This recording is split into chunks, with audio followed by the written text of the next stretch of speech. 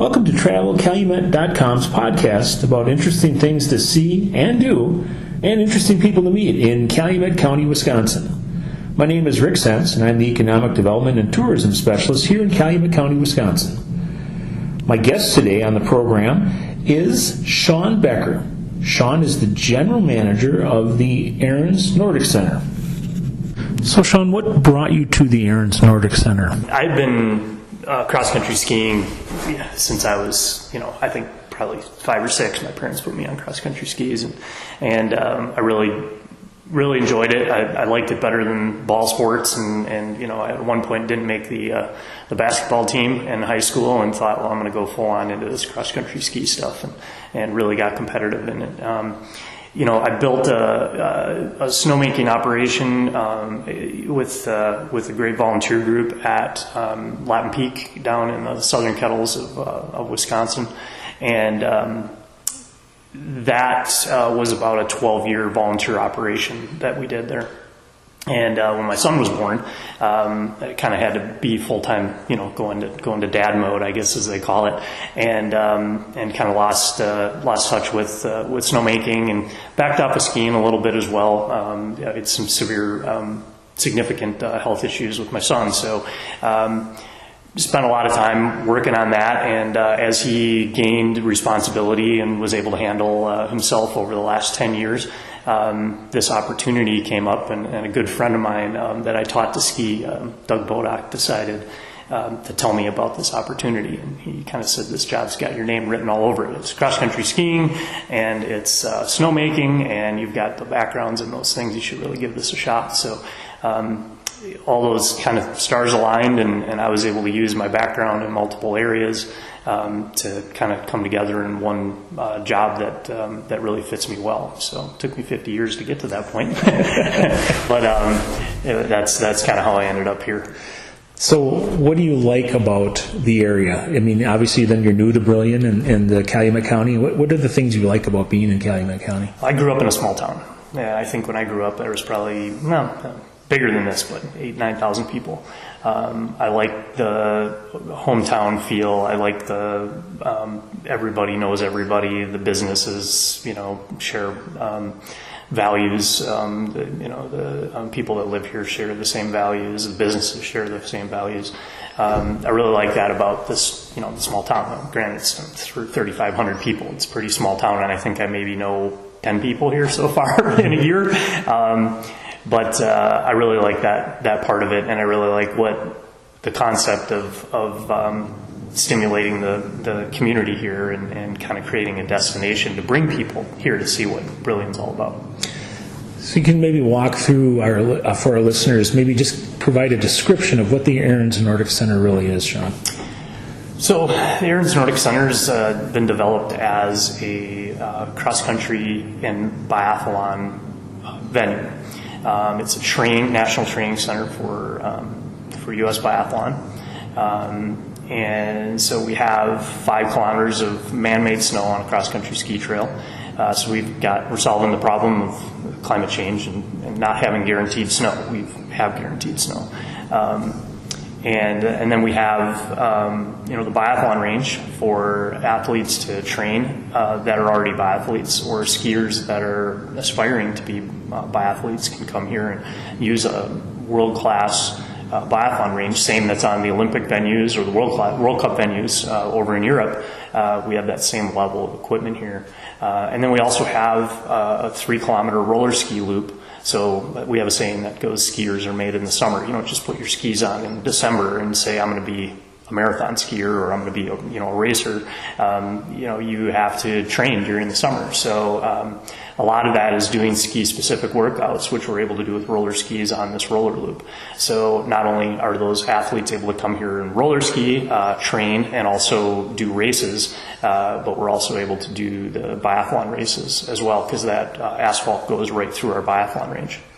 So you have athletes, I'm assuming, from all over the country that are coming here to participate in practicing in events. I know there's been a couple of events already, last winter especially. What kind of reaction are you getting from those athletes that have actually come and used the facility? And I'll take this from everywhere from local skiers all the way through international skiers that have been here. I keep hearing when I get to ski with them, I get to hear them say, "Wow, this is amazing. We don't see this a lot." And the national caliber athletes that get to compete and train in Europe get to see this sort of thing every day when they're over there training.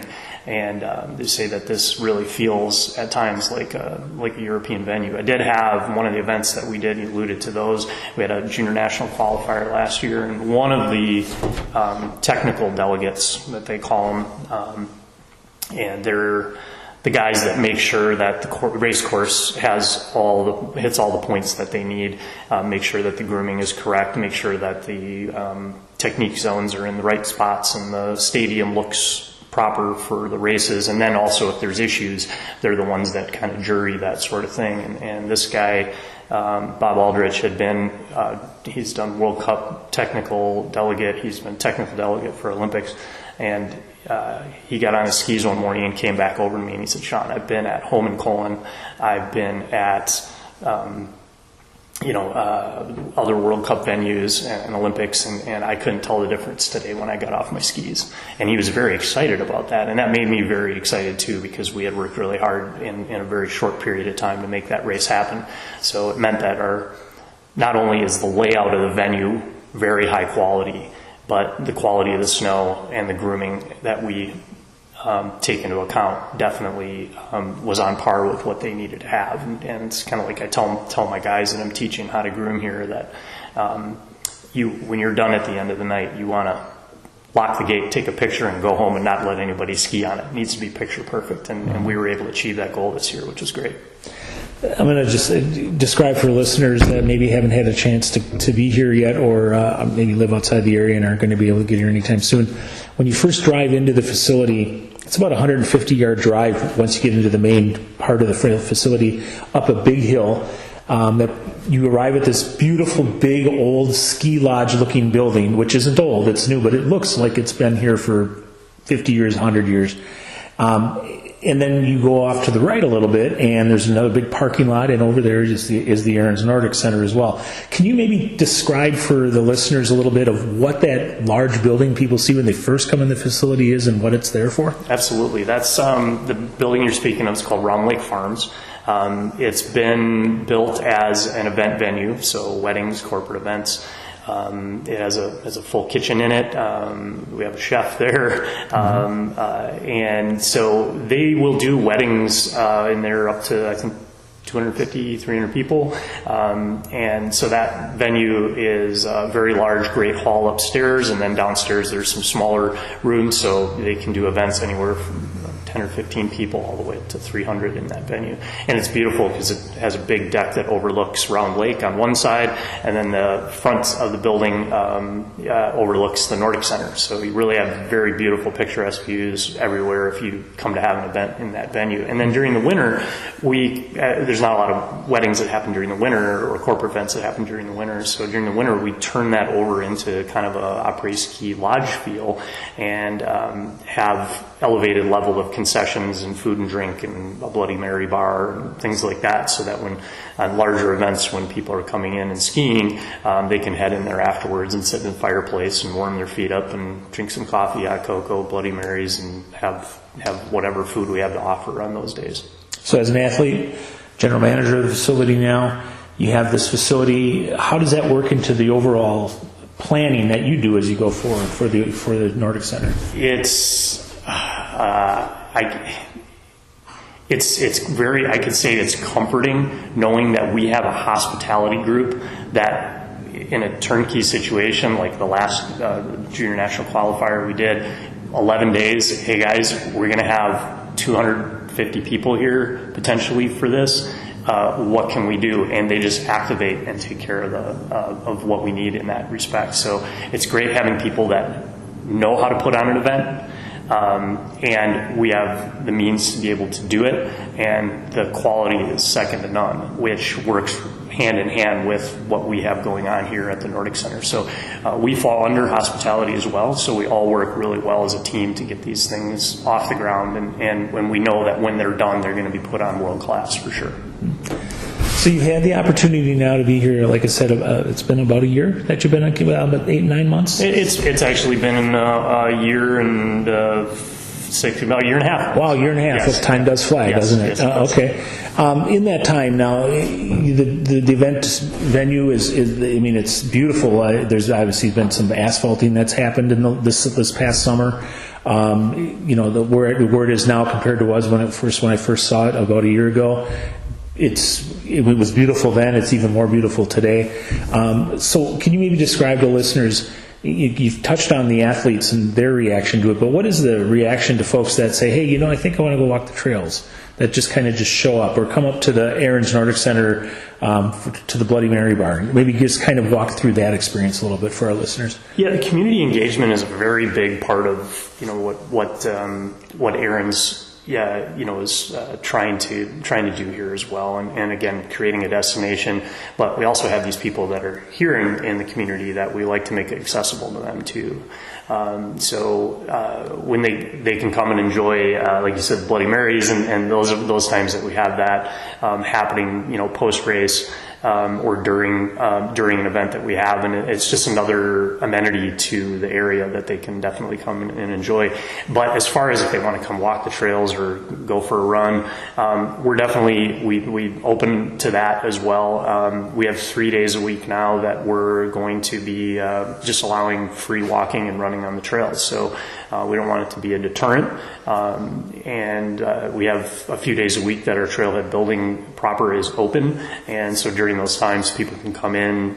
We have a waiver process because we're private here that you have to sign and do all that, and then we hand off an RFID tag for you. You go out through the gate, and then you can run on the trails here, or walk if you want to do that too. And it just it helps people experience the venue that they may feel otherwise, well, I don't roller ski and I don't ski, I'm not going to go out there and do that sort of thing. And on the horizon, we have some mountain biking that we're looking at putting in, which can bring a whole, there's some crossover between skiers and mountain bikers, okay. But it also brings a new group of people over here that may not necessarily have ever cross-country skied before. Same thing with some walkers and runners. They may not have ever thought about it, but if it's in their face when they're in here, they might think, maybe I want to come back this winter and I want to try out some cross-country skiing and maybe get a lesson and bring my kids out and see if we can make a family event out of it. We really find that, Nordic skiing is a lifetime sport, and that's something that, like, essentially, my parents showed me how to do it. Well, they don't do it anymore, but I do, and my 10-year-old does. And, we need to keep having that, transcend through families so that we can keep the sport alive. And the same thing with biathlon. When you look at a cross-country ski race that you have, we might have 125 people show up for a cross-country ski race, but a really big biathlon race might be 50 or 75 people.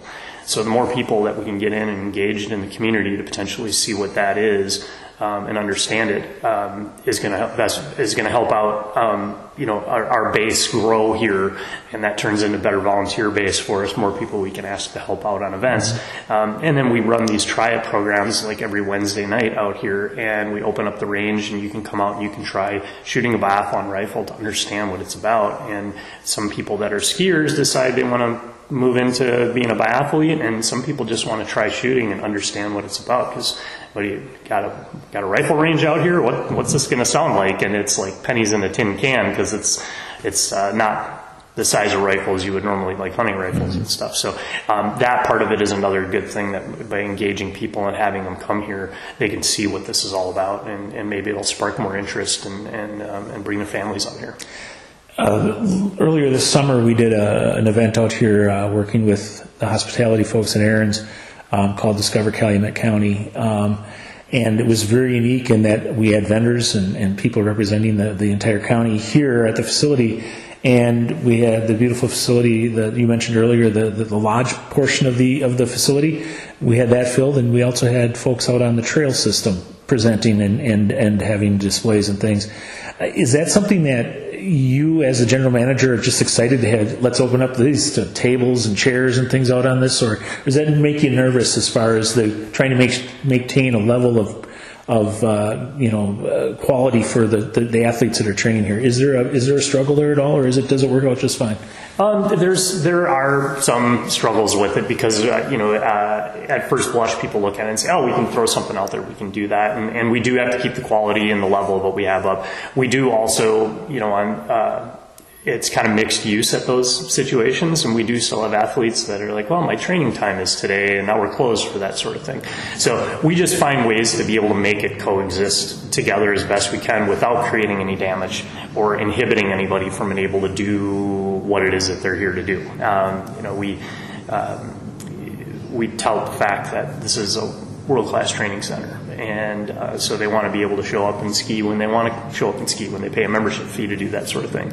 But we do still want to engage the community. But we do have plenty of other areas here that we can do that. That specific event, I mean, I was running the range that day with our infrared rifles, and it was nonstop. I actually lost my voice at the end of the day because I was explaining it so many times, and it was really cool to see the little kids that got the enjoyment out of it, and the adults come in and they think, shoot, I'm going to be great, and it's the 7, 8, 9, 10-year-olds that have never shot a rifle before that are shooting clean right away, and the parents are like, oh, geez, I know what I'm doing here. Why am I not doing better? So it's the not having any expectations, I think, is the key to that. But yes, we enjoy trying to accommodate a lot of different types of events out here that we can expose more people to what we have.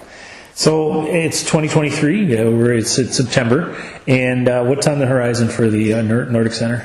Well, I'm already smelling snow at this point, and I'm hoping that we do a little better this year as far as temperatures and humidities go. Last year, Mother Nature threw us quite a few curveballs. We rebuilt about 4 times throughout the course of the year. But having guaranteed snow guarantees us customers.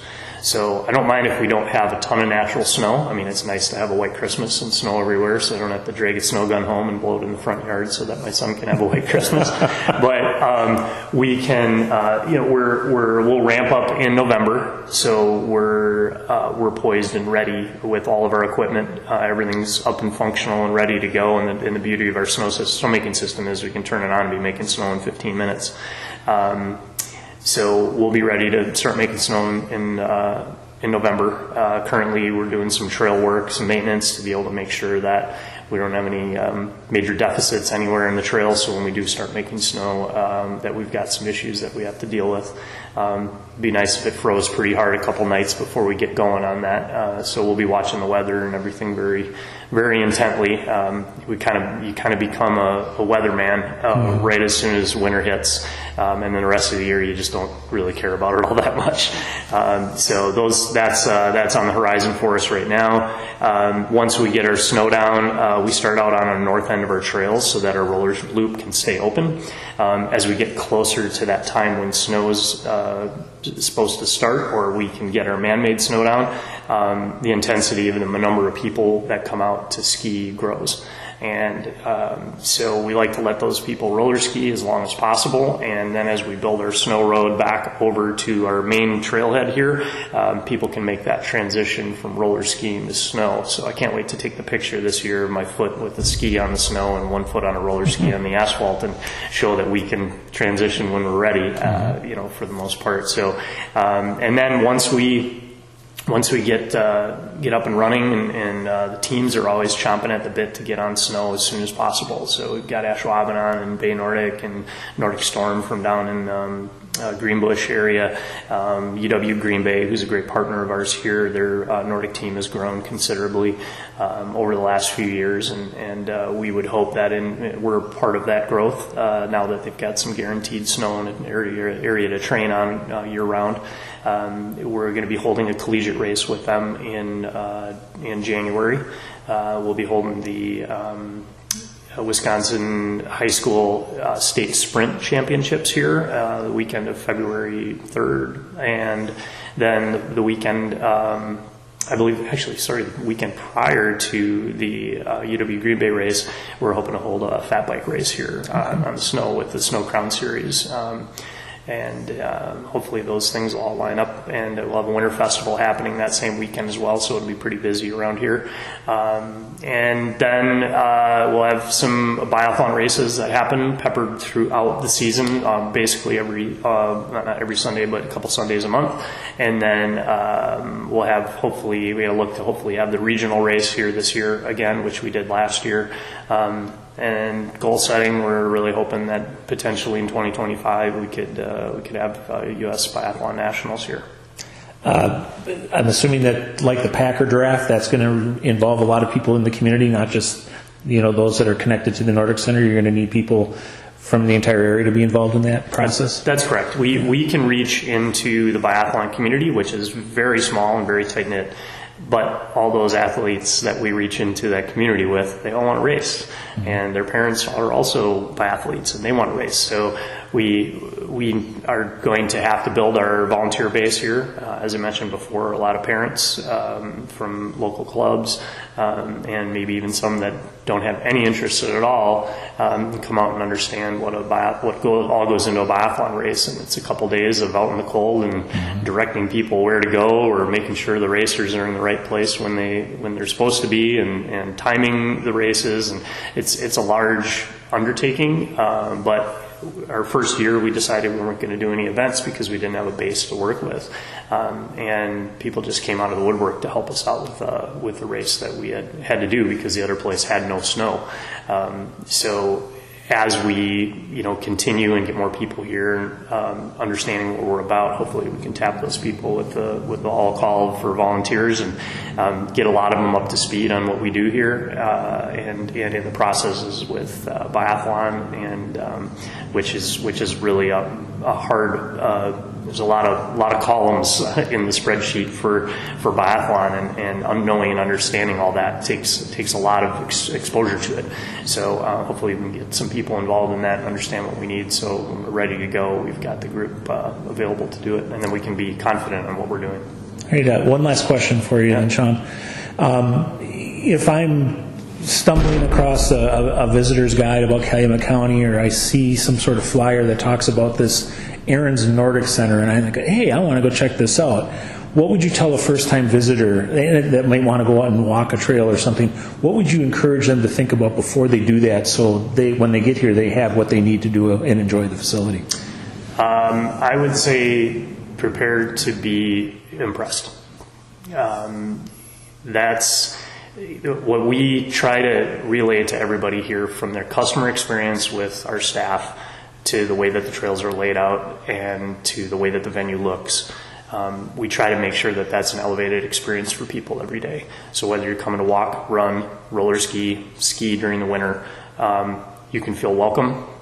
Everybody's a guest here. And we hope that when they're done, they share in that same feeling, that they're impressed with what they have, and they can go back and say, I want to come back, I want to bring somebody else, I want to bring my family.